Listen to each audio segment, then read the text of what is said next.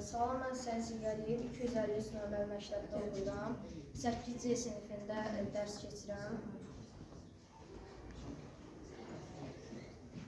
Azərbaycan dünyanın ən qədim məskənləşmiş dünyada insanlar ən qədimdən Azərbaycanda məskənləşmişdilər.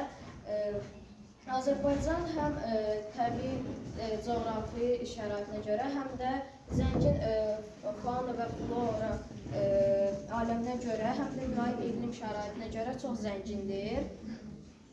Azərbaycan çox zəngindir.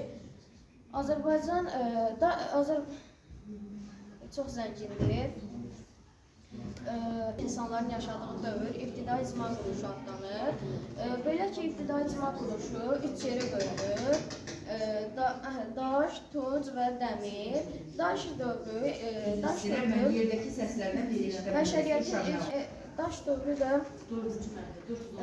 arxeoloji tədqiqlər baxımından çox zəngin kəşf edilmişdir və nəinki Azərbaycanda, dünyanın bir çox yerində zəngin və rəngbərəng maddi mənbələr əldə edilmişdir.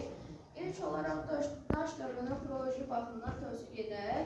Bu dövr paleolit, mezolit və neolit olaraq ibarətdir. Paleolit qədim daş dövrü adlanır. Azərbaycan ərazisində təxminən 1,5 və 2 milyon il əvvəl başlamış və eramızdan əvvəl 12-ci minillikdə bitmişdir və paleolit dövrü də 3 yerə bölünür. Alt, orta və üst paleolit dövrü. Alt paleolit dövrü Azərbaycan böyük bir hissəsini təşkil edir və bu Azıq mağarasında kəşf etməyə başlanılır. 1960-cı ildən günümüzə qədər davam edib və böyük maraq kəsb edir.